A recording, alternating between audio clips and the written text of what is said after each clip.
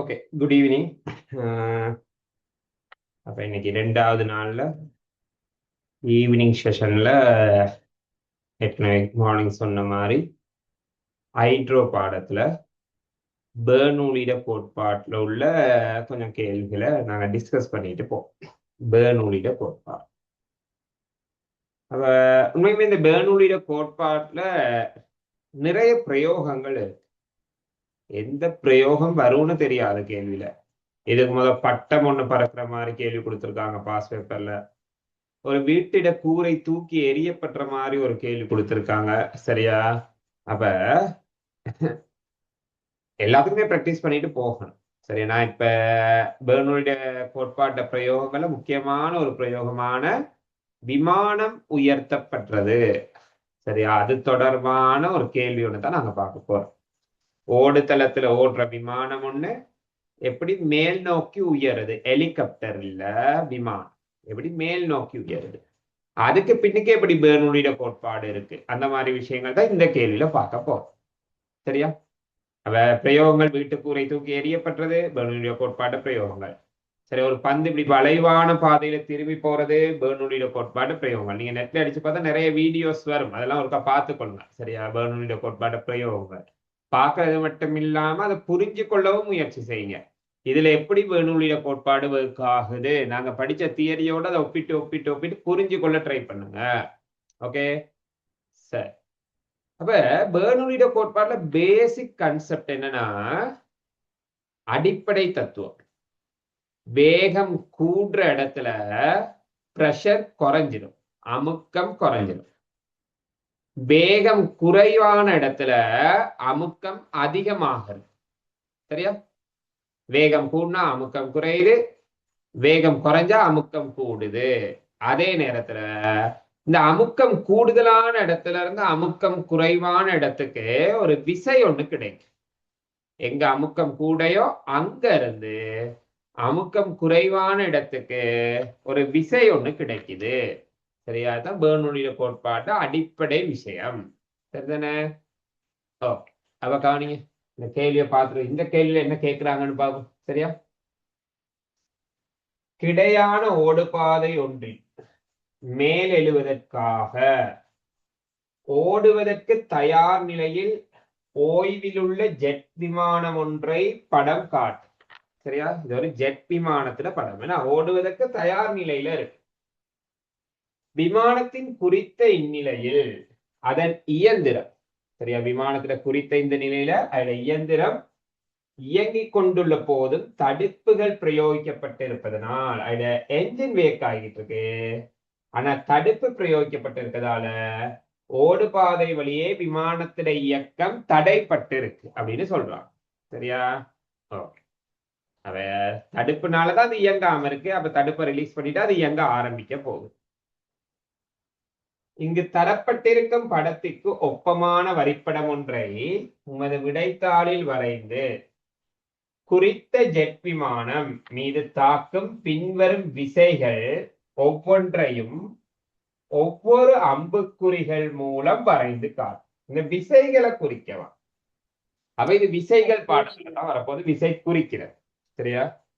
விசை குறிக்கிறது விசைகள் பாடத்துல தான் இருக்கு. ஏன்னா சரி,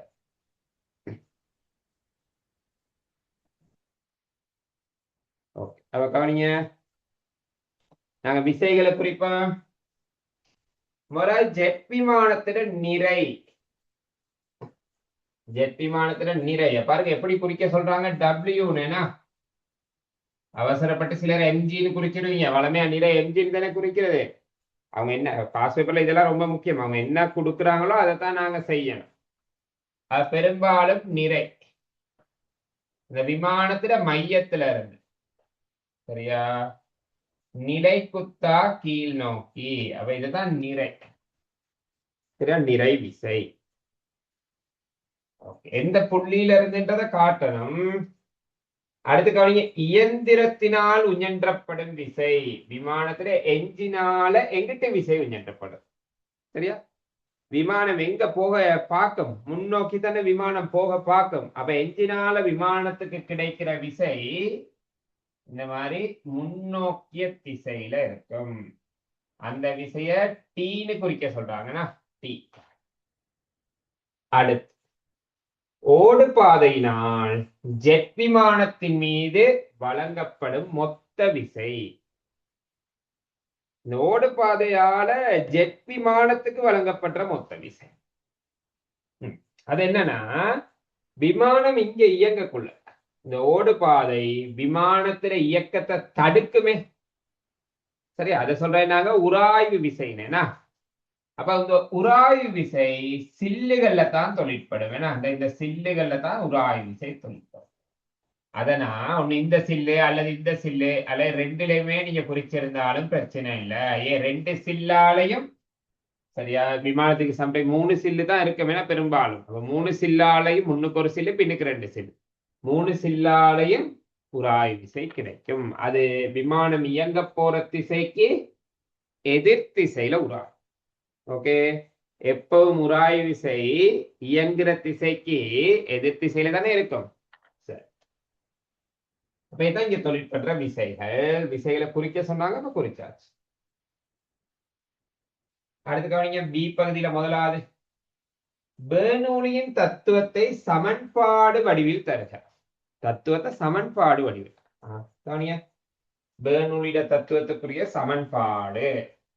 ஓகே, கொஞ்சம் பெரிய சமன்பாடு. உங்க எஸ்எஃப்டி பாடத்தில் உள்ள பெரிய சமன்பாடே இந்த பெர்னூலிட சமன்பாடு தான். பாப்போம் என்னன்னு சொல்லி. பி சக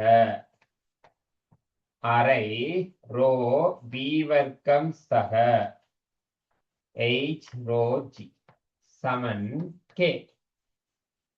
சரியா, இத பெர்னூலிட கோட்பாட்டுக்குரிய சமன்பாடு. இப்ப இதுல நான் ஒவ்வொன்னு என்னன்னு சொல்லிக்கிட்டே போறேன். சரியா, அப்ப இப்படி ஒரு கேள்வி வரலாம். இந்த சமன்பாடை கொடுத்துட்டு அவங்க எக்ஸாம் பேப்பர்ல சமன்பாடு கொடுப்பாங்க. சரி, சில பேரை கொடுப்பாங்க. கொடுத்துட்டு கேட்பாங்க, இதில் உள்ள ஒவ்வொரு கணியங்களையும் இனங்காண்க. அப்ப நீங்க எழுதணும் பாருங்க, பீனா அமுக்கம். ஒவ்வொரு கணியங்களை இனங்காண சொன்னா இப்படித்தான் எழுத போறீங்க. பீனா அமுக்கம். இது அப்படியே சேர்த்து எழுத, தனித்தனியா ரோனா என்ன வீணான்னு எழுதாம சரி அப்படி சேர்த்து எழுதுங்க. ஃபர்ஸ்டா அரை ரோ வி வர்க்கம். இத சொல்றது அலகு கனவளவுக்கான இயக்க சக்தி. நான் ஷார்ட்டா எழுதிட்டேன், அலகு கனவளவுக்கான இயக்க சக்தி. அடுத்து இதை அப்படியே சேர்த்து எழுத போறேன். h ரோ ஜி அப்படின்றது அலகு கனவளவுக்கான அழுத்த சக்தி அப்படின்னு கலப்பாங்க. கேன்றது மாறிலி, கேன்றது மாறிலி. இதை எழுதிட்டு வேணுமா இருந்தா தனித்தனியா எழுதுங்க. ஏன்னா எக்ஸாம்ல பொதுவாக எதிர்பார்க்கறது இதைத்தான். பெர்னூலிய கோட்பாடுல ஒவ்வொன்று இனங்காண்கனா இதைத்தான் இப்படி எழுதுறதா எதிர்பார்ப்பாங்க. சரியா, இதை எழுதிட்டு சரியா ஒவ்வொன்றையும் தனித்தனியா எழுதுறது நல்லது.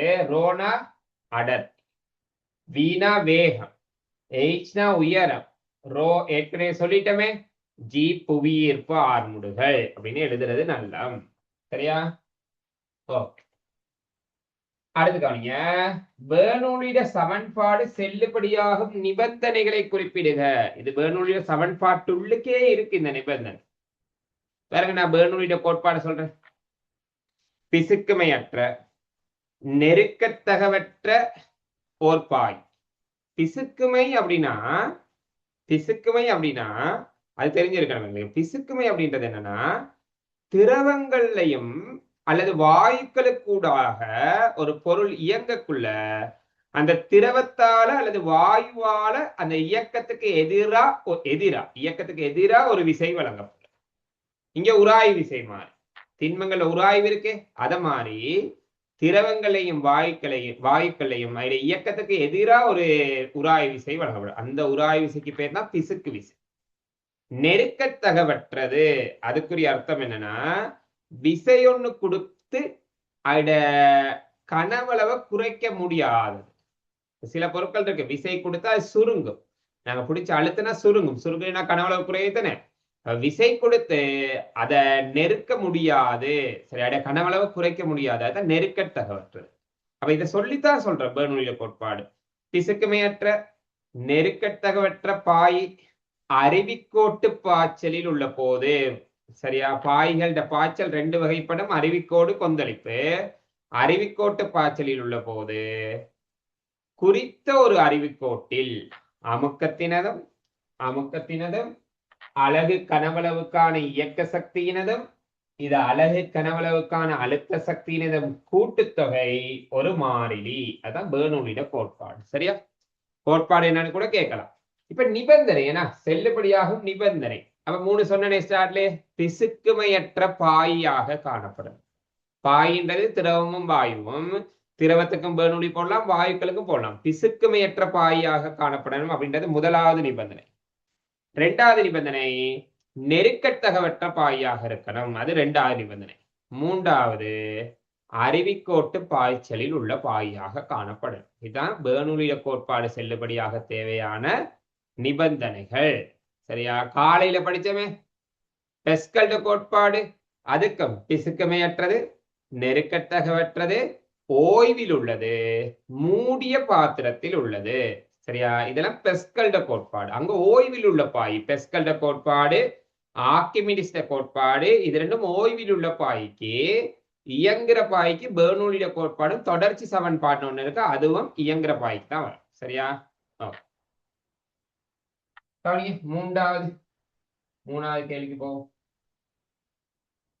தொடர்ச்சி பாய்ச்சல் சமன்பாட்டை எழுதி இந்த சமன்பாடு செல்லுபடியாவதற்கான நிபந்தனை. மேல சொன்னே தொடர்ச்சி பாய்ச்சல் சமன்பாடு. அது தொடர்பான விளக்கம். கவனிங்க. அதுல என்னன்னா இப்ப ஒரு குழாய் கூடாக இந்த மாதிரி ஒரு குழாய் வைப்போமே. சரியா? இப்படி ஒரு குழாய். அப்ப இந்த குழாய் கூடாக ஒரு திரவம் பயணிக்குது. இப்படி அப்ப இப்படி பயணிக்கக்குள்ள சரி பாருங்க, இந்த குழாயில குறுக்கு வெட்டு பரப்பளவு குறையுது. அப்ப வேகம் இப்ப இங்க உள்ள வேகம் v1 எடுக்கிறேன், இங்க உள்ள வேகம் v2 எடுக்கிறேன். வேகம் வந்து மாறப்போகுது. அதை வந்து நாங்க தொடர்ச்சி சமன்பாடுல தான் சொல்லுவோம். தொடர்ச்சி சமன்பாடு வந்து வாரது இப்படிதான். சரியா? பிசுக்குமையற்ற நெருக்கத்தகவற்ற அருவிக்கோட்டு பாய்ச்சலில் உள்ள பாயாக இருக்கணும். எந்த ஒரு புள்ளியிலும் திரவ பாய்ச்சல் வீதம் மாறாது. எந்த ஒரு புள்ளியிலும் திரவ பாய்ச்சல் வீதம் மாறாது. தொடர்ச்சி சமன்பாடு. அப்ப சரி, தொடர்ச்சி சமன்பாடு அதுல இருந்தா நிறுவ போறோம். எந்த ஒரு புள்ளியிலும் திரவ பாய்ச்சல் வீதம் மாறாது. திரவ பாய்ச்சல் வீதத்துக்கு சமன்பாடு இருக்கு, குறுக்கு வெட்டு பரப்பளவு தர வேகம். சரியா? திரவ பாய்ச்சல் வீதத்துக்குரிய சமன்பாடு குறுக்கு வெட்டு பரப்பு தர வேகம். அப்ப கவனிங்க, இங்க உள்ள திரவ பாய்ச்சல் வீதம் போடுறேன். a1 v1 குறுக்கு வெட்டு a1, வேகம் v1. இங்க உள்ள திரவ பாய்ச்சல் வீதம் a2 v2. அப்ப தொடர்ச்சி சமன்பாடு சொல்லுது என்னன்னா எந்த ஒரு இடத்துலயும் திரவ பாய்ச்சல் வீதம் சமனாத்தான் இருக்குமா. அதுதான் தொடர்ச்சி சமன்பாடு. ஓகே, அப்ப இதுதான் தொடர்ச்சி சமன்பாடு. அதாவது குறுக்கு வெட்டு பரப்பளவு குறைய வேகம் கூடும். பொதுவா நாங்க வீட்டுல எல்லாம் பூமரங்களுக்கு தண்ணி ஊத்தக்குள்ள வாஸ் பைப் இருக்குதானே, அதோட வாய் முனை அப்படி மூடிட்ட மாதிரி பாதியா மூடுனா சரியா தண்ணி நல்லா வேகமா ஸ்பீடா போகும் தானே. சரியா? தொடர்ச்சி சமன்பாடு. ஓகே, இப்ப கேள்வி என்னன்னா இந்த சமன்பாடு எழுத சொல்லலே. இந்த சமன்பாடு செல்லுபடியாவதற்கு தேவையான நிபந்தனைகளை குறிப்பிடுக. பிசுக்குமையற்ற பாய், நெருக்கத்தகவற்ற பாய். சும்மா பிசுக்குமையற்றன்னு எழுதாங்க. எது பிசுக்குமையற்ற என்ற அடுத்த கேள்வி வருமே, அப்ப தெளிவா எழுதணும். பிசுக்குமையற்ற பாய், நெருக்கத்தகவற்ற பாய், அடுத்த அருவிக்கோட்டு பாய்ச்சலில் உள்ள பாயாக இருக்கணும். இதுதான் பெர்னூலிய கோட்பாடு செல்லுபடியாகிறதுக்கு தேவையான நிபந்தனைகள். ஓகே, சரி வருவோம். சரி, பெர்னூலிய தொடர்ச்சி சமன்பாடு. அடுத்த கேள்வியை பாருங்க. ஆகாய விமானங்களின் பரப்பானது, ஆகாய விமானங்கள் பறக்கிறது பெர்னூலியின் தத்துவத்துக்கு அமைவானதாகும். விமானங்களின் அமைப்பானது பெர்னூலியின் தத்துவம் தொழிற்படக்கூடிய வகையில் வடிவமைக்கப்பட்டிருக்கு. ஒரு விமானத்தின் அமைப்பு வந்து பெர்னூலிய தத்துவம் தொழிற்படக்கூடிய வகையில் அமைக்கப்பட்டிருக்கு. உண்மையிலே விமானங்கள்ல ரெக்கை தான் அந்த பெர்னூலிய தத்துவம் தொழிற்படக்கூடிய வகையில் அமைக்கப்பட்டிருக்கு. அதுக்கு ஒரு வீடியோ ஒன்று பார்த்துட்டு வரும். சரியா? சொன்னீங்க எப்படி விமானங்கள்ல இந்த பெர்னூலிய தத்துவம், அந்த ரெக்கைகள்ல எப்படி பெர்னூலிய தத்துவம். சரியா? ஓகே,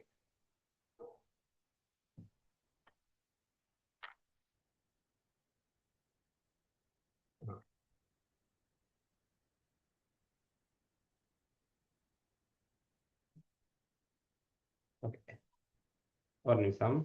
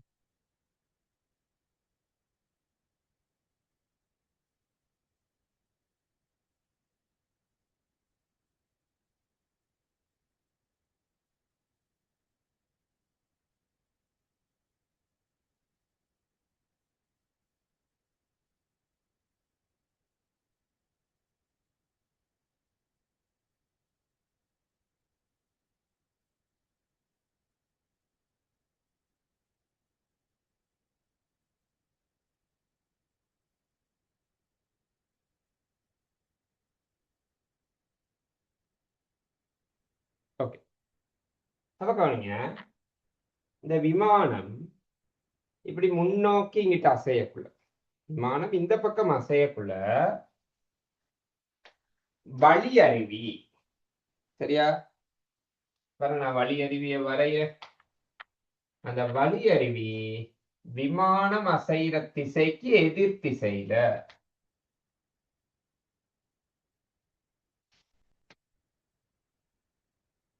இப்படித்தான் வழி அருவி போகும். விமானம் அசைகிற திசைக்கு எதிர் திசையில விமானத்துல பட்டா இப்படி மேலால போகும், சரியா? அந்த மெயின் வந்து எங்களுக்கு ரெக்கை, சரியா? ரெக்கை ரொம்ப நீளமா வச்சிருப்பான்.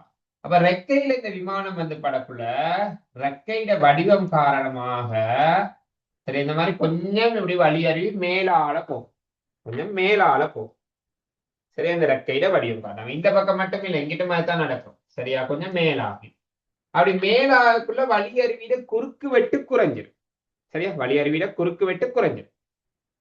உங்களுக்கு தெரியும், குறுக்கு வெட்டு குறைஞ்சா வேகம் என்ன செய்யும்? முத சொன்னனே, கூடும். ஏன்னா தொடர்ச்சி சமன்பாடு, குறுக்கு வெட்டு பரப்பு குறைஞ்சா வேகம் கூடும், வேகம் கூடனா அமுக்கம் குறையும்.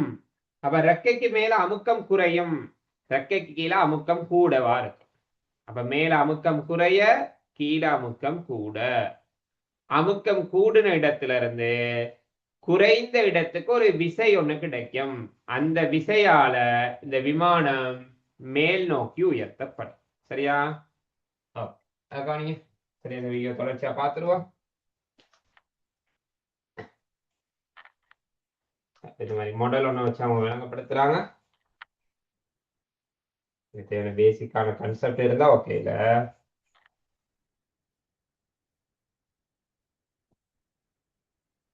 இந்த வழி அருவிக்கு என்ன நடக்குது அப்படின்னு தான் கேட்பாங்க. இப்ப இதுல வந்து விமானம் இங்கிட்டு போறதுனால தான் வழி அருவி இங்கிட்டு வருது. அப்ப இதுல விமானம் இங்கிட்டு போகுது, அப்ப வழி அருவி இங்கிட்டு. அப்ப மேலால வரக்குள்ள அந்த வழி அருவியில குறுக்கு வெட்டு குறைய பாருங்க, மேலோட ஃபாஸ்டா போகுது, கீழோட கொஞ்சம் ஸ்லோவா தான் போகுது. அப்ப மேல வேகம் கூட அமுக்கம் குறைஞ்சிரும். அதுதான் நடக்கும் இந்த விமானங்கள்ல, சரியா? தாராளமா உங்களுக்கு யூடியூப்ல இது தொடர்பான காணொளிகள் இருக்கு, சரியா? அப்ப யூடியூப் ஒரு எடுத்து சரியா செக் பண்ணி பாருங்க. பெர்னூலி பிரின்சிபலின் ஏரோப்ளேன் அடிச்சா, சரியா, தாராளமா அதுக்கான வீடியோக்கள் உங்களுக்கு கிடைக்கும். அப்ப கவனி, வரும் கேள்விக்கு, புவி தொடர்பாக விமானம் V கதியுடன் இயங்குது, சரியா? விமானம் புவி ஓய்வுல இருக்க விமானம் V கதியோட இயங்குது. ஏனி விமானம் தொடர்பாக விமானத்துக்கு முன்னுள்ள வழி இயங்கும் வேகத்தின் பருமனையும் திசையையும் தருங்க. ஜஸ்ட் சிம்பிளான ஒரு கேள்வி, இது எப்படி விளங்குறோன்றதுல தான் இருக்கு, சரியா? இப்ப சும்மா சொல்லுங்களேன், நீங்க இப்ப காத்தே வீசல, சரியா? காற்றோட்டம் அப்படின்னு ஒண்ணு இல்ல, காத்தே இல்லாத ஒரு நாள்ல நீங்க ஒரு பைக்ல போவீங்களா இருந்தா, அல்லது பைக் தேவையில்ல, எந்த ஒரு வாகனத்துல போனாலும், சரியா, வாகனத்துள்ளுக்கு நீங்க போனா, நீங்க போற திசைக்கு எதிர் திசையில காத்து வீசுற மாதிரி தானே இருக்கும் எங்களுக்கு. அது காத்து வந்து படுமேனா, நம்ம காத்து வீசல, நாங்க போறதால காத்து வீசுற மாதிரி இருக்கு. அப்ப நாங்க முன்னோக்கி போனா காத்து எங்களே பின்னோக்கி தள்ளுற மாதிரி இருக்கும். அதான யதார்த்தம். அதான் இங்கேயும் கேட்க வாரான். புவி தொடர்பாக விமானம் V கதியோட இந்த திசையில இயங்குது, புவி தொடர்பாக விமானம் V கதியோட இந்த திசையில இயங்குது. அப்ப விமானம் தொடர்பாக விமானத்துக்கு முன்னுக்கு இருக்க வழி, இயங்கும் திசையையும் அது வேகத்துல பரவும். அப்ப இதுக்கு எதிர் திசையில தான் வழி இந்த திசை. அதே வேகம் விமானம் இங்கிட்டு வி வேகத்தோட இயங்கினா வலி உண்மைக்குமே இயங்காது. ஆனா விமானம் சார்பாக வழி அந்த விமானத்துல வேகத்துல இயங்குற மாதிரி இருக்கும் விமானத்துல உள்ளவங்களுக்கு. அப்ப அத்தனை கேள்வி. வேகத்துல திசை இந்த பக்கம், கதி வி. வி கதியோட விமானம் என்ன கதியோட இயங்குச்சோ அதே கதியோட. அடுத்தது உருவில் உள்ளவாறு விமானத்துக்கு முன்னால் 2a குறுக்குவெட்டு பரப்பினோடு இயங்கும் வழியானது விமானத்துக்கு மேல் a குறுக்குவெட்டு பரப்பினோடு செல்கின்றது. இங்க என்ன சொல்றாங்க, 2a குறுக்குவெட்டு பரப்பான் விமானத்துக்கு மேல. சரியா, இந்த விமானத்துல ஷேப்னால, இந்த விமானத்துல வடிவம்னால, இதுமைக்குமே கேள்வி கேட்கக்குள்ள விமானம் கொடுக்காம ரெக்கைன்னு தான் கொடுப்பாங்க. பட் இந்த கேள்வி இப்படி வந்ததுன்னா நான் இப்படியே செஞ்சுட்டு போறேன். இந்த வடிவம் காரணமாக குறுக்கு வெட்டு குறையுது. 2a இருந்து aக்கு குறையுது.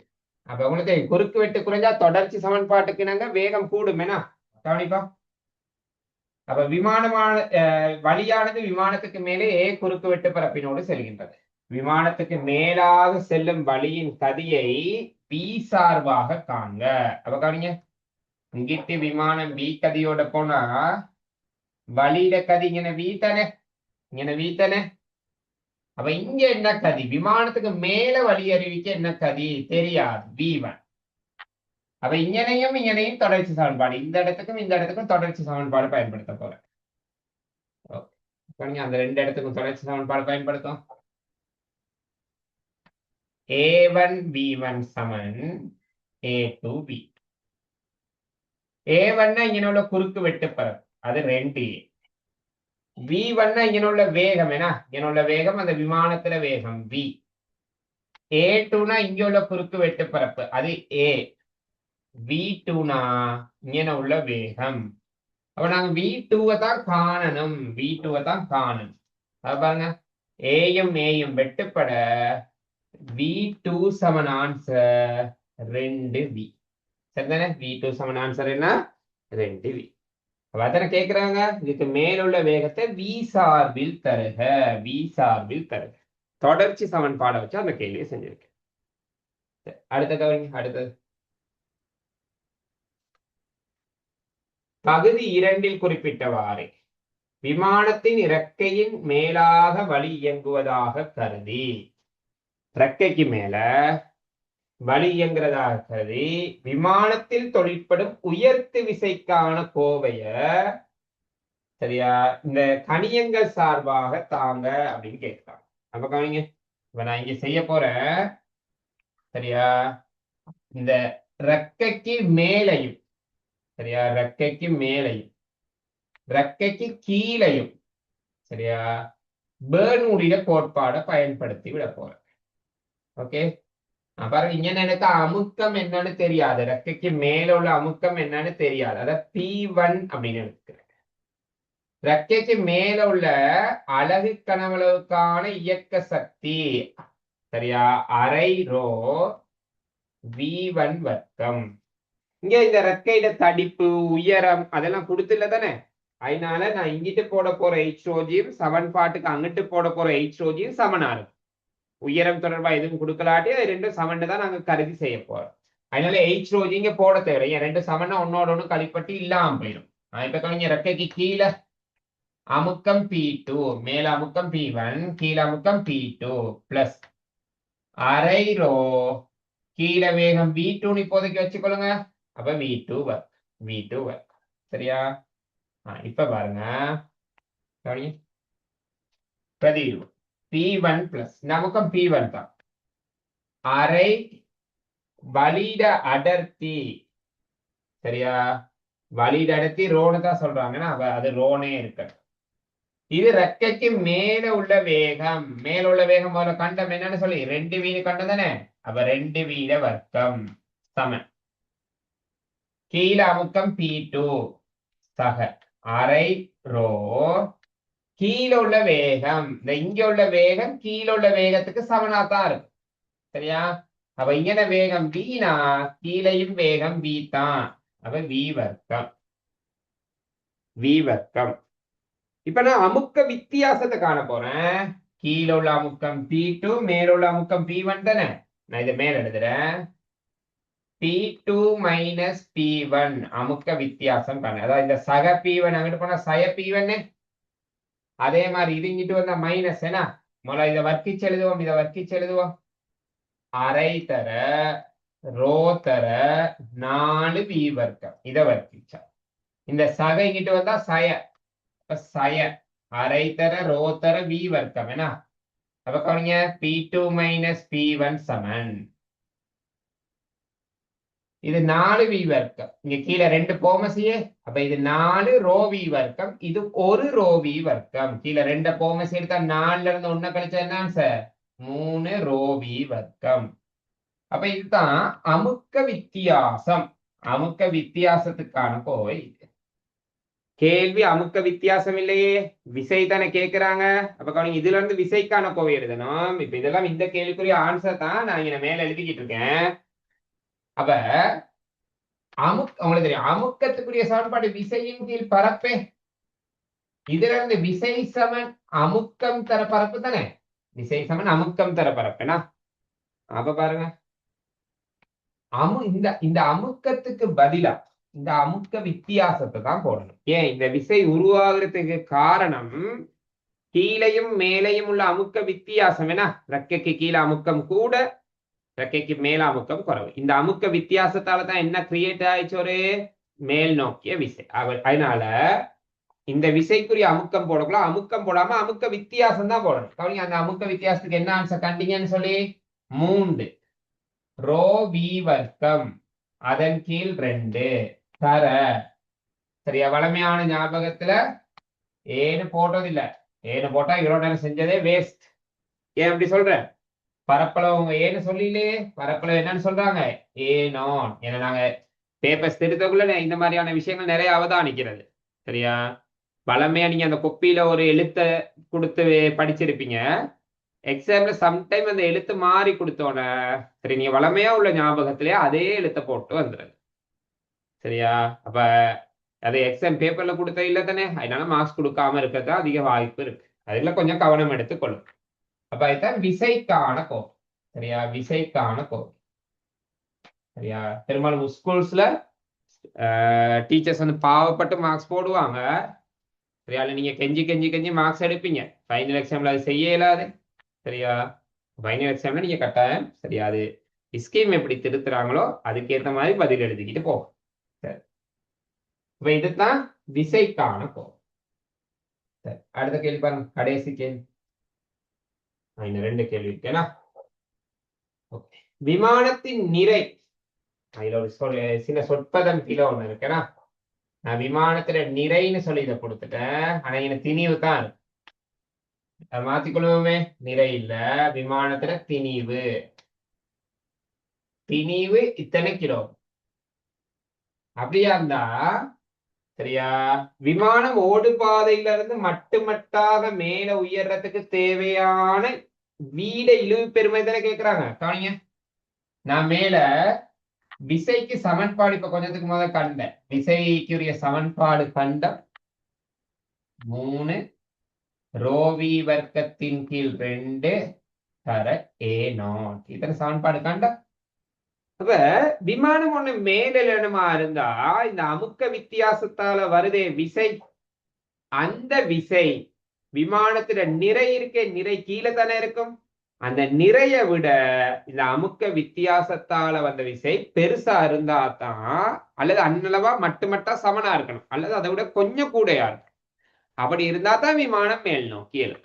அப்ப அதனால இந்த விசையை நான் அன்னளவா எடுத்துக்கொள்றேன். எதன் நிறைன்னு சொல்லி விமானத்தின் நிறை அப்படின்னு எடுப்போம். சரியா ஓகே அப்ப கவனிங்க. சரியா நிறை தான் போட போறேன். பாபா 3.6 தர 10⁻⁶ அடுக்கு. திணிவு தானே 5ஆம் அடுக்கு. அப்ப நிறை 6ஆம் அடுக்கு. 3 தர அடர்த்தி 1.2. வேகம் தான் காணணும். v வர்க்கம் அப்படியே இருக்கட்டும்.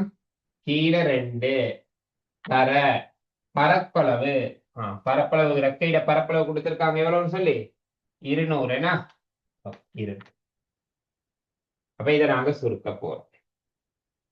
சரியா?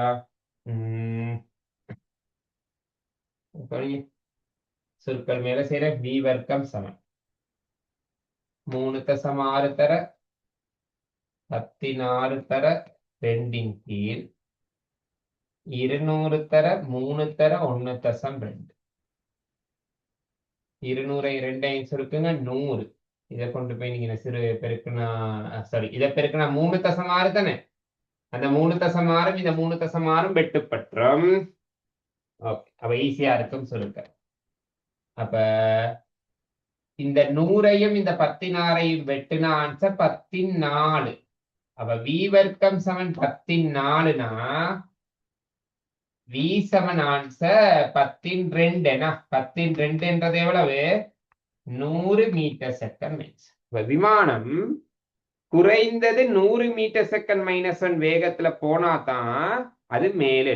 ஓடு பாதையில பார்த்துருப்பீங்க, விமானத்துல வேகம் அப்படியே கொஞ்சம் கொஞ்சமா கூடும்.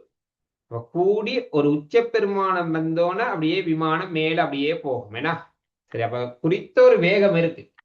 அந்த வேகத்தை அடைஞ்ச பிறகுதான் இந்த விமானம் மேல போகும். சரியா? உண்மைக்குமே இது நாங்க கல்குலேட் பண்றது வழி அசையல காத்தோட்டமே இல்லை அப்படின்னு எடுத்துதான் கல்குலேட் பண்றோம். ஆனா ரியாலிட்டியில சரியா பைலட்டுக்கு தான் தெரியும். சரி, அந்தந்த இடத்துல வர ப்ராப்ளமே எப்படி சால்வ் பண்ணணும்னு சொல்லி. காற்றோட்டம் இல்லாம இருக்காது, காற்றோட்டம் இருக்கும். அதுல பைலட்லாம் அந்த இடத்துல சரியா அதுல நிறைய விஷயங்கள் இருக்கு. சரியா? நான் பைலட்டா இருந்தா தான் உங்களுக்கு சொல்லல, பட் எனக்கு தெரிய சின்ன சின்ன விஷயங்கள். சரியா? அப்ப காற்று எந்த திசையில போகுதோ அந்த காற்று வீசுற திசைக்கு எதிர் திசையில தான் விமானத்தை அவங்க நகர்த்துவாங்க. அப்ப டக்குன்னு குயிக்கா மேல போயிடும். சரியா? டக்குன்னு குயிக்கா மேலும். சரியா? குறைஞ்ச ஒரு வேக போக்குள்ளேயே சரியா இந்த விமானம் மேல போற மாதிரி இருக்கு. அந்த மாதிரி டெக்னிக்ஸ் எல்லாம் இருக்கு. நான் கேள்வி செஞ்ச எக்ஸ்பீரியன்ஸ்ல சொல்றேன். சரியா? பட் அனுபவ ரீதியா வரக்குள்ள அங்க நிறைய எக்ஸ்பீரியன்ஸ் இருக்கு. சரியா? ஓகே, அப்ப கவனிங்க. அப்ப இதுதான் விமானம் மேல போறதுக்கு தேவையான குறைந்தபட்ச வேகம். கடைசி கேள்வியை பார்ப்போம். கடைசி கேள்வி, ஓடுபாதை மீது விமானத்தின் உயர்ந்த மட்ட இயல்தகு ஆர்முடுகள். சரியா? ஓகே, இந்த கடைசி கேள்வி செய்ய முதல்ல ஒரு தகவல் ஒன்று சொல்லிடுறேன். சரியா? பொதுவாக இன்னைக்கு மார்னிங் கிளாஸ்ல ஜாயின் ஆகியிருந்த ஸ்டூடெண்ட்ஸ் எண்ணிக்கை கொஞ்சம் குறாது. என்ன பிரச்சனைனா அந்த ரெக்கார்டிங் போட்டிருந்தானே, அதனால ரெக்கார்டிங் பார்த்துக்கலாம். நல்லா தூங்குறது. சரியா? பெரும்பாலானக்கள் தூங்குறதா. ஒரு சிலர் வேணுமா இருந்தா சம்டைம் எக்ஸாமுக்கு படிக்கிறதா இருக்கலாம், இல்லை வேற கிளாஸ் இருக்கலாம். சரியா? அது பிரச்சனை இல்லை. இந்த மார்னிங் கிளாஸ் போட்டதே உங்களை மார்னிங் எலும்ப வைக்கணுன்றதுக்காக. இல்லாட்டி 2 கிளாஸ் ஈவினிங் போட்டிருப்பேன். சரியா? அப்ப நீங்க கட்டாயம் சரியா எலும்பி கொஞ்சம் அக்கறை எடுத்து இருக்கிற காலப்பகுதியை படிங்க. எக்ஸாம் தள்ளி போடுற கதையெல்லாம் இருக்கு, அதெல்லாம் இன்னும் எந்த தீர்ப்பும் வரலையே. சரி, அதை பத்தியெல்லாம் யோசிக்காங்க. அதுக்கெல்லாம் ஒரு 5% வாய்ப்பு தான் இருக்கு, சொல்ல தெரியாது. அது தீர்ப்பு வந்த பிறகு பார்த்துக்கொள்ளலாம். அப்ப இருக்கிற இன்னொரு 1 மாத காலப்பகுதி அது உரிய விதத்துல பயன்படுத்தி கொள்ளுங்க. சரி, எந்த அளவுக்கு அந்த ரெக்கார்டிங்கை பார்க்கறத விட்டுட்டு, சரி நான் முடிஞ்ச கிளாஸுக்கெல்லாம் போடுறேன். சரி, அப்ப ரெக்கார்டிங்ஸை பார்க்கறத விட்டுட்டு பொதுவா லைவாவே நீங்க ஜாயின் பண்ண பாரு, அந்த டைமுக்கு ஜாயின் பண்ண பாரு. சரியா? ஓகே, கடைசி கேள்வி, ஓடுபாதை மீது விமானத்தின் உயர்ந்த மட்ட இயல்தக ஆர்முடுகள். சரியா? இந்த விமானம் நான் இப்படி வரைஞ்சு கொள்றேன். இதான் விமானம்னு எடுத்துக்கொள்ளுங்களேன். இது 10 மீட்டர் செகண்ட் -2 அப்படின்ற ஆர்முடுகளோட இயங்குமா. விமானம் சீராக ஆர்முடுகுன்னு தான் இதே ஆர்முடுகளோட தான் இருக்க போகுது. அப்ப ஆரம்பத்துல ஓய்வுல தானே இருக்கும். அப்ப ஆரம்ப வேகம் 0. ஆர்முடுகின்றது என கொண்டு நிலத்திலிருந்து எழுவதற்கு இந்த விமானம் கொண்டிருக்க வேண்டிய ஓடு பாதையில குறைந்தபட்ச நீளம். இப்ப நான் எடுக்கிறேன்னு இந்த விமானம் இங்கே வரக்குள்ளதான் இது மேல் எழும்ப போகுதுன்னு வைப்பமே. அப்ப இவ்வளவு தூரம் போயிருக்கணும் வேணா சொல்லுங்க. அது இறுதி வேகம் எவ்வளவு அடையணும்னு கண்டாம் 100 மீட்டர் செகண்ட் -1 வேகத்தை அடையணும் வேணா. அப்ப எவ்வளவு தூரம்ன்ற தானே கேள்வி. நான் பயன்படுத்தின சமன்பாடு v வர்க்கம் 7 u வர்க்கம் 2. இந்த சமன்பாடு இந்த கேள்வியை செய். சரியா? சுழற்சி இயக்கம் பாடம் படிக்கக்குள்ள சரி இந்த மாதிரி இது சுழற்சி இயக்கத்தில் உள்ள சமன்பாடு இல்லை, நேர்கோட்டு இயக்கத்தில் உள்ள சமன்பாடு. கைட் புக்ல இந்த சமன்பாடு இல்லை, பட் போன முறை பேப்பர்ல எல்லாம் இந்த சமன்பாடு பிரயோகங்கள் வந்துருச்சு. அதனால இந்த சமன்பாடு தெரிஞ்சிருக்காரு. வீணா இறுதி வேகம் 100 வர்க்கம். யூனா ஆரம்ப வேகம் 0, 2 தர ஆர்முடுகள் 10. எவ்வளவு தூரம்? எஸ்னா இடப்பெயர்ச்சி. சரியா? அந்த இடப்பெயர்ச்சி தான் உங்களுக்குரிய கேள்வியே. சரியா? எஸ் தான் காண போறோம். அப்புறம் சொல்லுங்க, 100 வர்க்கம் 10,000 என. இது 20s. 20s. ஆகவே எஸ் சமன் 10,000 கீழ் 20. 0 0 எட்டுப்படுது. 1000 2ஆல பிரிச்சா எவ்வளவு தூரம் இயங்கணும்? 500 மீட்டர் இயங்கும். விமானம் ஓடும்போது ரொம்ப நீளமா இருக்கும். ஏன்? அந்த வேகத்தை அடைஞ்சா தானே 100 மீட்டர் செகண்ட் -1 வேகத்தை அடைஞ்சா தானே மேல போக ஏறும். சரியா? அதனால இயன்றளவு அது நீளமா தான் வச்சிருப்பாங்க. அப்ப கிட்டத்தட்ட 500 மீட்டர், ஏன்னா அரை கிலோமீட்டர் நீளமா, அதோடய கூட இருக்கும் சில ஓடு பாதைகள். சரியா? 1 கிலோமீட்டர் 1.5 கிலோமீட்டர் உள்ள ஓடு பாதைகளும் இருக்கு. இவ்வளவு தூரம் போன பிறகுதான் விமானம் என்ன செய்ய போகுது? மேலிட போகும். ஓகே, சரி. அப்ப நான் பெர்னூலிய கோட்பாடுல விமானம் சார்ந்த கேள்வி செஞ்சிருக்கேன். நீங்க பாஸ் பேப்பர்ல உள்ள கேள்விகளையும் கொஞ்சம் செஞ்சு பாருங்க. சரியா? எப்படி கேள்விகள் கேட்டிருக்காங்க, அது இல்லாம இன்னும் மாடல் பேப்பர் கேள்விகளும் செய்யுங்க. அப்பதான் ஃபைனல் எக்ஸாம்ல கேள்வி வந்தா செய்யலாம். திரும்ப திரும்ப நான் சொல்ற விஷயம் தான். சும்மா இந்த கேள்வியை மட்டுமே நம்பிக்கிட்டு இருக்காங்க. சரியா? இப்ப பெர்னூலிய வரப்போகுது, வரணும், சரியா அப்படின்னு எதிர்பார்க்க இருந்தா நீங்க அதுக்கு ஏத்த மாதிரி ஒரு 5-6 கேள்வி இதுலயே செஞ்சு பார்த்துட்டு போனா தான் அதுல கேள்வி வந்தா செய்யலாம். இந்த ஒரு கேள்வி போதாது. சரியா? உங்களுக்கு ஃபைனல் எக்ஸாம்ல இந்த கேள்வி வந்தா அதுல ஃபுல்லா ஆன்சர் பண்றதுக்கு இந்த ஒரு கேள்வி போதாது. நீங்க கொஞ்சம் அக்கறை எடுத்து நிறைய கேள்வி செய்யணும். ஓகே, அப்ப இதோட இன்றைக்குரிய கிளாஸ் முடிப்போம். இப்ப நாளைக்கு மார்னிங் செஷனுக்குரிய டியூட் அனுப்பியிருந்தேன்னா, சரியா? அதுல எந்த செக்ஷன் அனுப்பியிருந்தேன்? ஐ திங்க் நெக்ஸ்ட் செக்ஷன் புள்ளி விவரவியல்ல. சரியா? அப்ப அந்த கேள்வியை நாளைக்கு மார்னிங் டிஸ்கஸ் பண்ணுவோம். Okay, bye, good night.